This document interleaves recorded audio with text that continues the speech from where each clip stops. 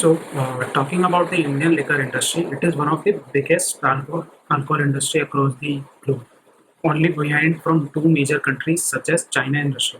India's liquor industry is $35 billion market. Growing demand for alcoholic beverages in India is majorly attributed to huge young population base and growing consumption of alcohol by the young generation. Besides, rising disposable income is strengthening the industry growth. With population of around 1.3 billion, India is one of the largest consumer markets across the globe. It is also demographically one of the youngest, with around 50% of its population below the age of 25 and around 65% below the age of 35. The majority of alcohol volume is consumed by people between the ages of 18 and 40. Additionally, a rapid urbanization of tier 2 cities is further fueling the market growth rate. The industry is divided into basically three categories: Indian manufactured foreign liquor, that is IMFL, beer, and homemade liquor. Whiskey dominates the IMFL category, and India has the largest whiskey industry in the world. India-based United Spirits Limited, McDowell's Number One, is the most prominent whiskey in India. Rum is the second most common spirit in India. Gin and vodka also comprise the IMFL category. The beer category is mainly comprised of strong beer, that is with an alcohol content of at least 8%. India-based United Breweries, which is owned, of which 42% is owned by Dutch beer giant Heineken, dominates the market with its Kingfisher LI. The homemade liquor segment is mostly comprised of regional Indian drinks. The category is mostly unbranded, locally distributed, and consumed by blue collar and lower middle class workers. The wine category is growing due to wine tourism and marketing, which draws middle class urban consumers. The majority of wine consumption occurs in the cities of Mumbai, Delhi, and Bangalore. The alcohol, or say the liquor industry in India is one of the fastest growing industries in India. I would be talking about Porter's five forces for Indian liquor industry. So the first factor I'm talking about is threat of entrance, whose positive things are industry is not fully explored and has a lot of potential. Uh, Unlike the Western industry, which is almost at the stage of saturation, Indian industry is still growing, which would attract new entrants. The customer switching cost is very low in this sector. Hence, it would act as an attraction factor for the new entrants. The differentiated product and brand image of existing players would make it a weaker force for the companies that are already present in the industry. Along with this, there is high capital requirement for this industry, which along with the strong distribution channels that need to be present would make the new entrants discourages towards entering to this industry. The government regulations and taxes are also not in the favor of this industry. Hence, there is restriction on promotional activities and restricted operation hours are allowed. Now, about the threat of substitutes, there is a large diversity of substitutes like beverages present in the industry already. Along with it, substitutes which are at a cheaper cost. Hence, this can be a major threat for the industry. Third, I would like to talk about the bargaining power of buyers. Since ultimately it's the buyer's choice and this industry has a low switch in cost, this may act as a strong force for this industry companies. But since there is a product differentiation and very high in demand for women as well as teenage that is entering into the legal age, and also India is the youngest country being 50% of people under 25 years, this may act as a weaker force and this industry may act as a potential in future. Along with it, the teenage is increasing financial dependence and people are moving from saving to spending culture and disposable income is increasing. People are migrating to the cities and tier 2 city urbanization is also happening, which is leading to a new lifestyle and new culture where alcohol is more acceptable to the society. Hence, consumption of alcohol in social events, restaurants, bars have increased, which has ultimately increased the consumer base. Fourth thing is bargaining power of suppliers. Since there are large number of suppliers present with which are delivering almost the same type of raw material, and the switching cost is very low. Along with it, the companies do long-term contracts and purchases in bulk, which makes us all the more weaker threat for the companies belonging to this industry. So this is not a strong factor when analyzing nature of competition, since ultimately this is the most important factor in Porter's five forces that would impact the existing industries, the existing companies of the industry. So first, I would like to talk about how it makes this as a strong force for this industry. The product quality is superior since the foreign companies are also entering to this market. This is leading to very superior quality of products, and since disposable income is increasing, people are also preferring superior quality of products. Second thing is the supermarkets which are releasing cheaper products is attractive for the people hit by recession and who have lost their jobs. So this may act as a strong force since there can be a price war between the competitors. Third thing is IMFL accounts for the largest market share of about 40% in 2016. So it may act as a strong competition to the companies that wants to enter into the market. Separate industry segments. This is a thing that is making it a weaker force for Indian liquor industry, since there are industry segments based on geographies and demographics, and different people prefer different type of products. Hence, this may make this may force the companies to have different target audience, and accordingly they can compete together and flourish together. Considering all the five forces, it would be beneficial for the companies if they enter into Indian liquor industry only if the government supports them and the taxes and regulation can be modified a bit, or they can provide support in terms of the promotional activities and operational hours. Along with it, the companies needs to focus on the quality of product. Hello everyone, I will be doing a Western analysis on the alcohol industry of India. And if you look at India after independence, there has been many prohibitions imposed on the industry, and there were many campaigns against this industry. Like in the 70s, women of the villages protested against alcohol industry. Then, if you look at the Information and Broadcast Ministry, they banned any sort of advertisements, on these products. So, if you look at Carlsberg, they don't advertise their products directly, advertise their glasses. Now, going over to the economic aspect, India is a $35 billion industry with 8 to 10% of annual growth rate. Indian alcoholic industry is divided among four aspects.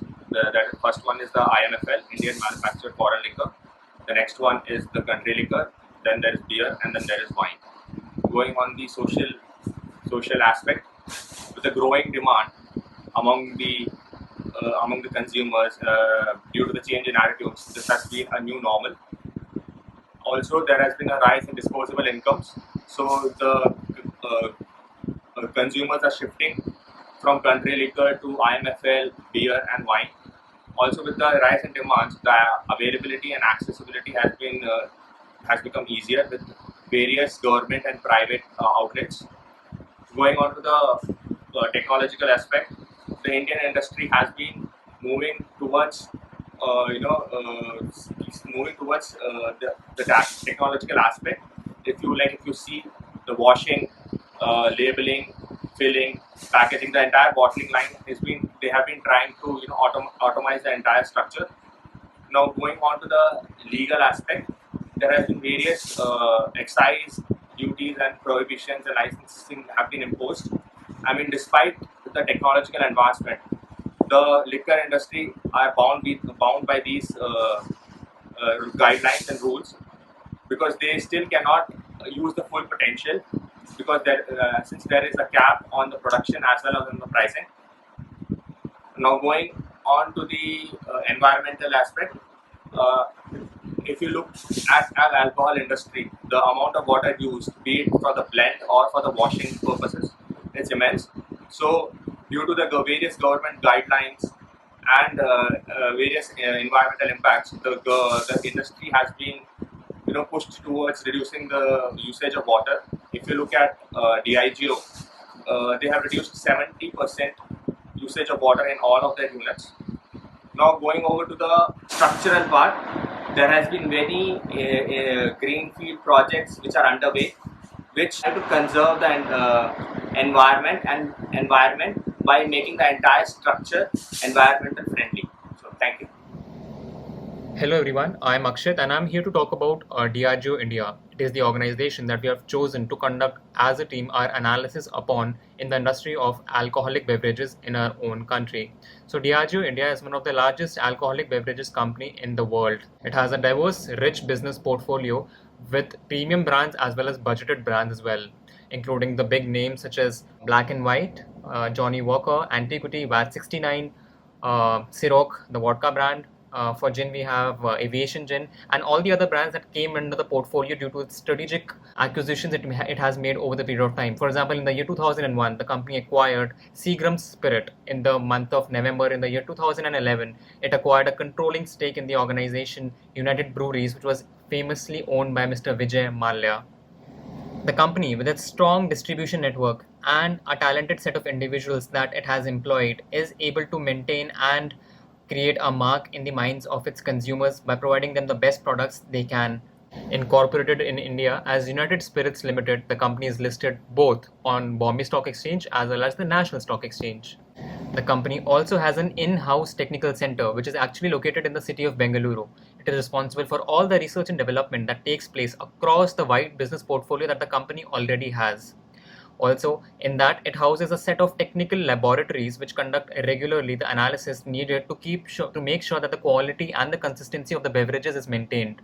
Now, for the most part, most Scotch and whiskies, the spirits are imported from the Scotland region, but bottling of the same spirits is done in the country itself in several bottling plants. According to the CEO, diversity is the major critical element in their employees' workforce. Also, at Diageo, the company cannot succeed without the people's skills, abilities, and capabilities as well.